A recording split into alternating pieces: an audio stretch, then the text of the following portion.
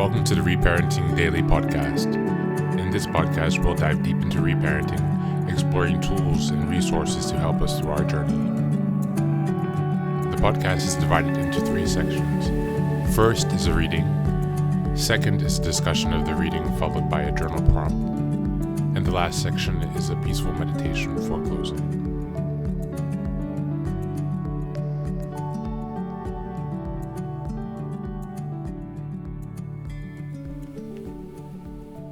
Good morning, good afternoon, and good evening from wherever you're joining and whenever you're joining today.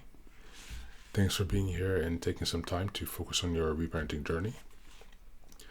Today the reading is from Social Intelligence by Daniel Goleman. Today we're reading from the section Mood Drivers. Mood Drivers again. While visiting a certain region of the country, I remember being pleasantly surprised by the friendly tones of the taped voice on the telephone that informed me, "Your call cannot be completed as dialed."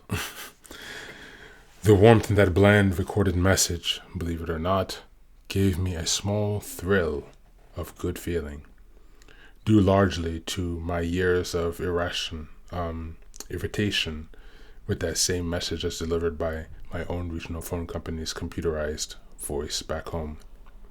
For some reason, the technicians who programmed the message had decided that a grating, hectoring tone hit the right note, perhaps as an immediate punishment for misdialing.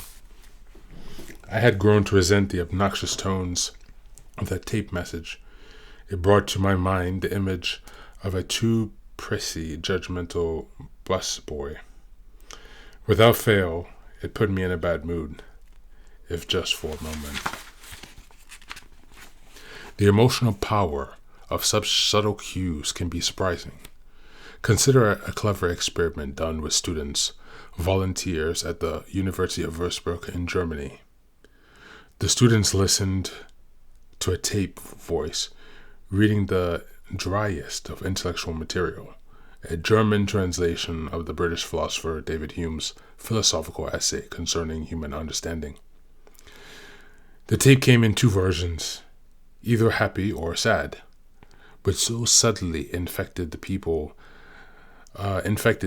were unaware of the differences unless they explicitly listened for it. As muted as the feeling tones were, students came away from the tape either slightly happier or slightly more somber than they had been before listening to it. Yet the students had no idea that their mood had shifted, let alone why. The mood shift occurred even while the students performed a distracting task, putting metal pins into holes in a wooden board as they listened. The distraction, it seems, created static for the high road, hampering intellectual understanding of the philosophical passage. But it did not lessen the wit how contagious the moods were. The low road stayed wide open. One way moods differ from grosser feelings of emotions, psychologists tells us, has to do with the inferability of their cause. While we typically know what has triggered an outright emotion, we often find ourselves in one or another mood without knowing its source. The Würzburg experiments suggest, though, that our world may be filled with mood triggers that we fail to notice. Everything from the saccharine muzak in an elevator to the sour tone in someone's voice. For instance, take the expression that we see on other people's face. As a Swedish researcher found, merely seeing a picture of a happy face elicits feeling activity in muscles that pull the mouth into a smile. Indeed, whenever we gaze at a photograph of someone whose face displays a strong emotion, like sadness, disgust, or joy, our facial muscles automatically start to mirror the other's facial expressions.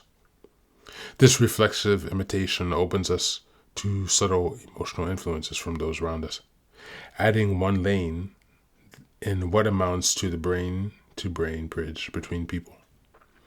Particularly sensitive people pick up this cognition more readily than most. though the impervious may sail through the even most toxic encounter. In either case, this transaction usually goes unnoticed. We mimic the happiness of smiling faces, pulling our own facial muscles into subtle grin, even though we may be unaware that we have seen the smile. That mimic smile, that mimic slight smile might not be obvious to the naked eye, but scientists monitoring facial muscles track such emotional mirror clearly. It's as though our faces were being present, getting ready to display the full emotion. Thank you, and that's the reading for today.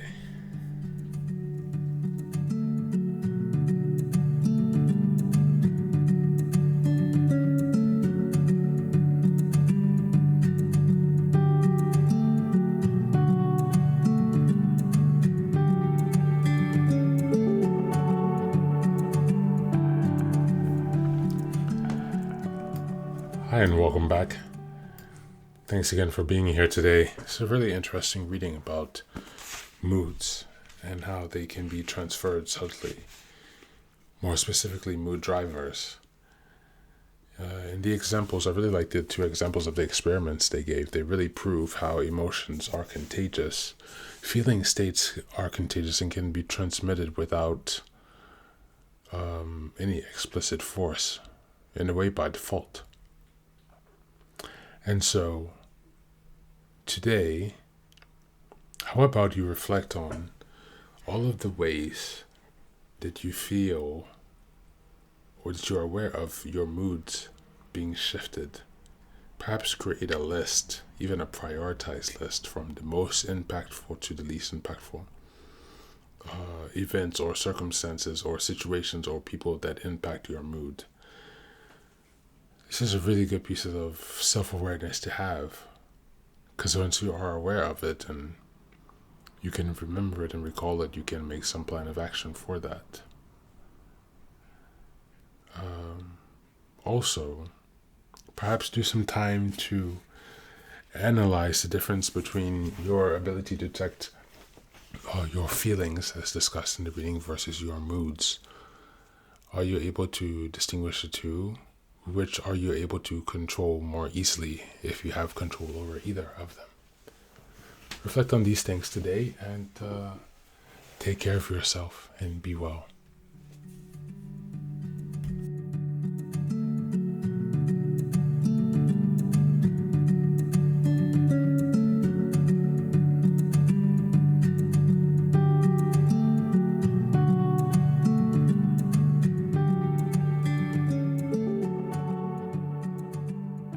And now, let us move on to the final section, the meditation. This is an unguided meditation. I will simply provide some music and you can take some time to relax. Please feel free to choose a location and a place where you feel safe and where you can be undisturbed for the next 10 minutes. You can choose to be sitting down, standing, as you like, wherever you are most comfortable. Thank you for being here and enjoy the meditation.